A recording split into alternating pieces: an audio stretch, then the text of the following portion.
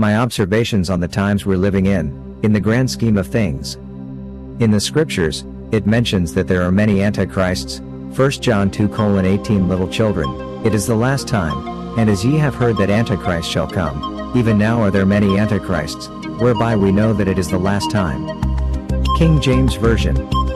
John also references this idea in 1 John 2:22, who is a liar but he that denieth that Jesus is the Christ? He is Antichrist, that denieth the Father and the Son.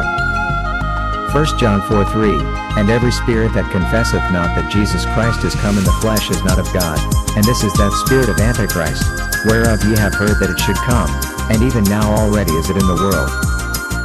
2 John 1:7, for many deceivers are entered into the world, who confess not that Jesus Christ is come in the flesh. This is a deceiver and an Antichrist.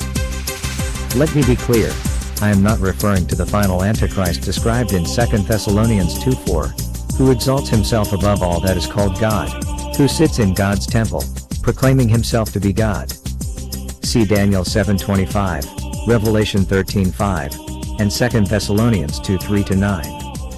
The one called the man of sin or man of lawlessness, whose coming is after the working of Satan with signs and wonders. Also described in Revelation 13:2-4. The one, who the dragon, Satan, gives his power, throne, and authority to. But I am referring to lawless men, who've mimicked his actions throughout history. Secondly, I am limiting this discussion to the present day only. Finally, everything that we discuss can be debated and is subject to change. These are only my observations. Others such as the MAGA crowd would argue vigorously for the support of their leaders. Currently there are three main candidates. If we combine Putin, Xi, and Trump in terms of current world influence, we're basically talking about a huge portion of the planet's economic, military, and cultural weight, but still not absolute control like the final Antichrist in prophecy. 1. Their military influence. Putin, Russia, has about 6,000 nuclear warheads, the largest stockpile in the world. He has a strong regional influence in Eastern Europe, Middle East, parts of Africa.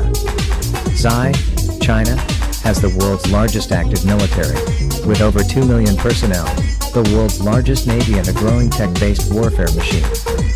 Trump, USA, controls the US military, still the most technologically advanced in the world. Combined, these three represent the world's three largest military powers. Together they control over 90% of the nuclear weapons on the planet. Their economic influence. China, Xi, the second largest economy in the world, is a major manufacturing hub. They control key supply chains such as electronics, rare earths minerals, pharmaceuticals. U.S. Trump, the largest economy in the world, US dollar still the global reserve currency. Also a major manufacturer of military hard and software. Russia, Putin, large energy exporter, oil, gas, uranium, affecting Europe, Asia, and beyond. Their combined GDP, around $42 to $45 trillion, about 45 to 50% of the entire world's economy. Their overall combined reach. Military, nearly total nuclear dominance plus unmatched conventional forces. Economy, almost half of global GDP. Politics and culture, massive influence over global alliances, trade rules, and ideological movements. The spiritual implications, according to 1 John 2:18, both Putin and Xi clearly are embodied with the Antichrist spirit, opposing Christ's authority through their policies and actions. Trump presents a more complex case, while he does not openly deny Christ.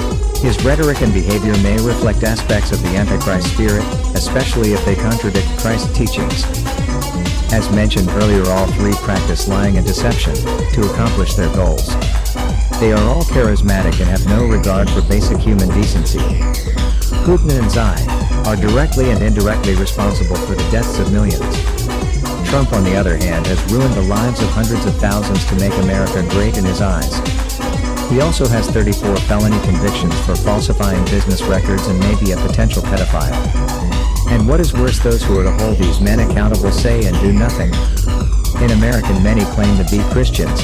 In 2 Corinthians chapter 4 verse 2 it says, "But we have renounced disgraceful, underhanded ways, We refuse to practice cunning or to tamper with God's word, but by the open statement of the truth we would commend ourselves to everyone's conscience in the sight of God. If these are the actions of our leaders now, who profess to be of Christ, what does the future hold for the next generation? As the scriptures declare, things only get worse as we get closer to the second coming. What will the next set of leaders look like?